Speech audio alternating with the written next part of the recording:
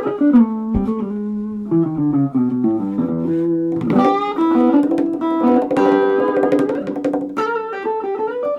name is Steve Olson. I'm coming to you from New Orleans. I'm 60 years old. I've been a Christian for 45 years and been a working musician for most of those years. I'm originally from Monterey, California, and but I grew up in Fairbanks, Alaska since 1964. I spent most of the 80s, from 83 to 90, living in Los Angeles, where I was involved in Christian music, and I had a band called Steve and the Saints. It was in 1971. I was 15 years old. I was living in Fairbanks. My dad was an alcoholic, and my mother was, I had a brain disorder that was basically made her kind of senile. It's called Huntington's disease. So I had a family that was pretty messed up. I met this little blonde gal, and she invited me to this thing called the Jesus People meeting.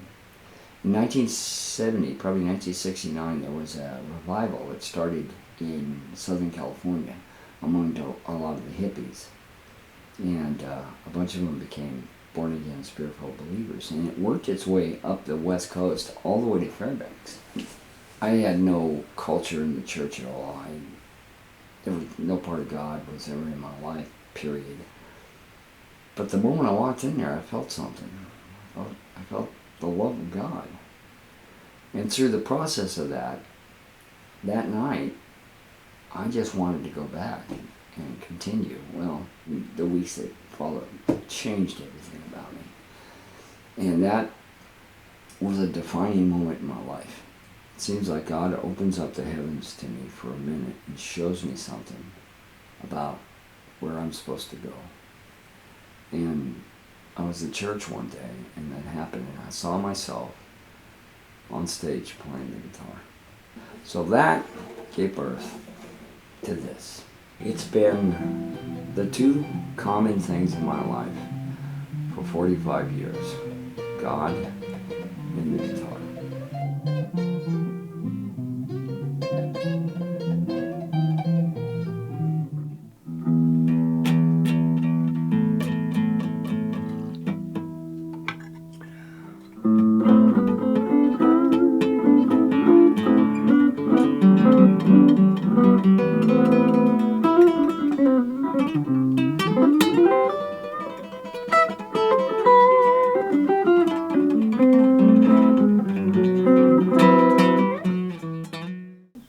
I love Steve and his guitar playing. I raise my goblet of rock in Steve's honor. Just love it. I mean, everybody just picks up on each other's vibes and feels each other's vibes. Somebody goes, and the other guy goes, and it's like, oh my God, yeah, that's the good stuff. Probably the all-around standard guitar for me is a Strat with a humbucker and a what's called a Floyd Rose tremolo system. Yeah, I can do this dive bomb tremolo stuff. And the first time I was exposed to that, I heard it was Eddie Van Halen. And these friends of mine, first time I heard Van Halen, it was like, oh, whatever that is he's got, I got to get me one. At the time, I was totally listening. I was absorbing everything I could listening to Eddie Van Halen. I mean, he was making a major impact on me.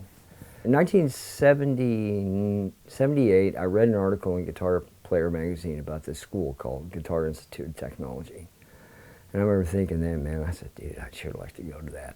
So I moved from Fairbanks, Alaska, left everything I knew, including a job with the state of Alaska, and moved to LA to pursue, wound up at GIT. Now here's the trippy part. This is just how weird my life is. I get to LA, I'd sold all my equipment, but I had all this cash from working for the state, and I wanted to buy a bunch of new gear. And so I asked the guys at school, I said, where's a good music store? Because, I was in LA, I was a big city, I didn't know my way around. So they told me about this little store, Nadine's. So I walk in, I sit down, and the guitars are all on this wall around. There's this wall of guitars down the middle, and I'm sitting at the end of this, and I'm playing this guitar. And I look up, and from here about 20 feet away, I look up, and I recognize, hey man, that's Alex Van Halen. You know, because I looked up and saw these salespeople hovering around somebody. I looked up, this is 1983, you know, it's Alex Van Halen, because I recognize the drummer. And then I look over the other side of this wall, this thing of wall of guitars. I look over, and from me to you was Eddie Van Halen. This is my second week in L.A. I put the guitar down. I'm like, I'm breathing the same air that Eddie Van Halen's breathing. I'm like, dude, that's like 10 o'clock in the morning, you know. Eddie's smoking a cigarette, drinking a Colt 45. He's like, yeah. He said, I'll take that one. I'll take those two. I don't have this in my collection. He's like pointing at like guitars that are like $2,000 or $3,000. It's like, in 30 seconds, he spends like 30 grand. And I'm like holding the guitar going, Eddie Van Halen. I'm just a short fat boy from Fairbanks, and I'm in the same room with this guy. Yeah. All right, let's try.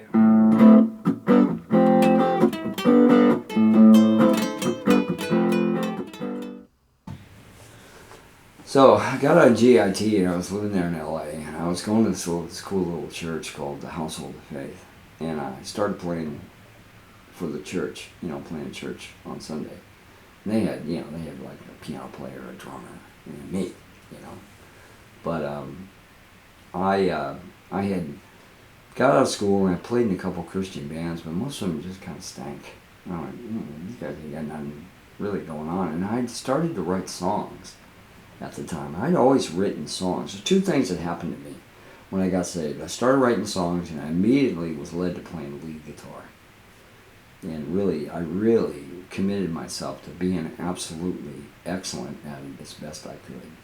But I was also writing. I had this desire to share the truth with people. And so I decided to put my own band together. You know, I said, well, I got about 6 or 7 songs, you know. And the pastor said, well, if you want to rehearse, you can rehearse here. So I had a place to rehearse. And so I just kind of put the word out, and a couple of guys came by. Now it turns out that I had a guitar player, a drummer, and a bass player. And I had half a dozen songs, and we didn't have anything else. We had a place to rehearse. We didn't have much in the way of equipment, you know, but we started playing together. We started getting these songs down, and we got invited to do this New Year's Eve thing. In the process of that, I met this guy named Ken Roberts.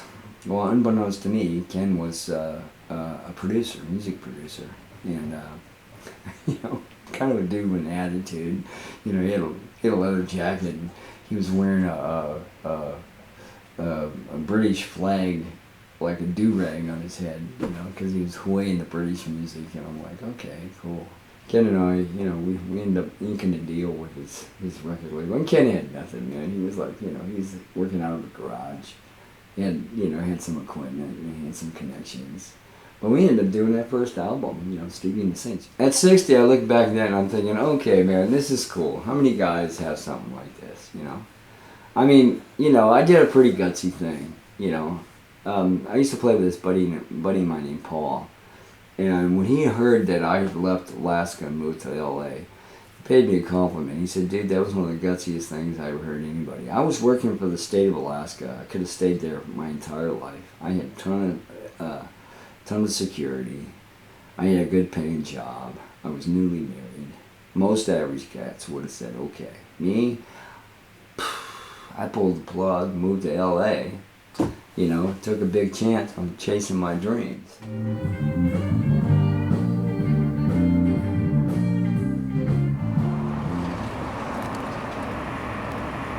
We're here at the Poorhouse. My third time here. What makes you love music? Oh, pure enjoyment. Pure enjoyment. And when you're playing right and everything melds together and a groove, it just gives you like a natural high. It's just a natural enthusiasm, and you get off on it. You know, it's just really, really good. You know, you can just feel it. It's just like it moves your soul, moves your whole energy. You know.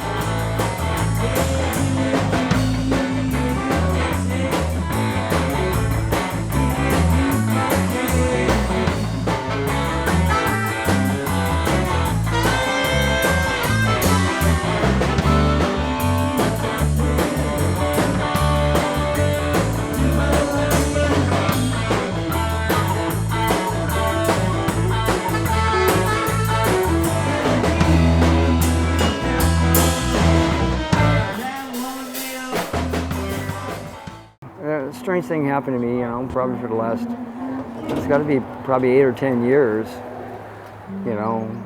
I just kind of put it on the back burner because there were a ton of other things I was focused on. I just kind of felt like God said, look, can you set this aside? I got other things I want to show you. You know, it felt good. You know, I'd like to get back into it again. Jam nights are a great place for young players to come and hang out with older players.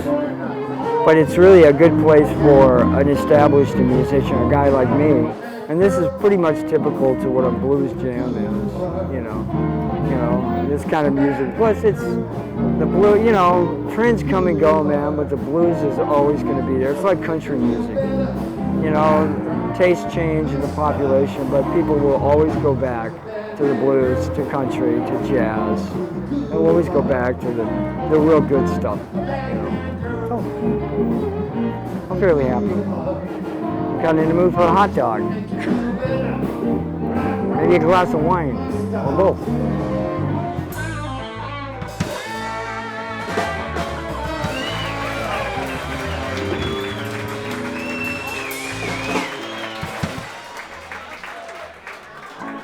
Everything. I love the touch of a guitar, a good one. I love the sound that comes out of that amp. I love it. It fills me. When you are in what I call the zone, when you're playing live with good players and everything is firing on all 8 cylinders, and there's times I hit this place, man, I call it dancing in the fire, hitting the zone, where suddenly, man, I'm on cruise control. Music calls you. You don't pick it, it picks you. Music, I knew early on I'd do something with it. But I had to have this experience and this call of God in my life to actually do it. You know? But it's the most natural thing I can do, man. It's like, it fits me. It's like putting on shoes that fit. You don't play music, you live it. Plain and simple. It's not a hobby. Even if you just do it part-time, man, it's a passion, and it's a call, and it's a life.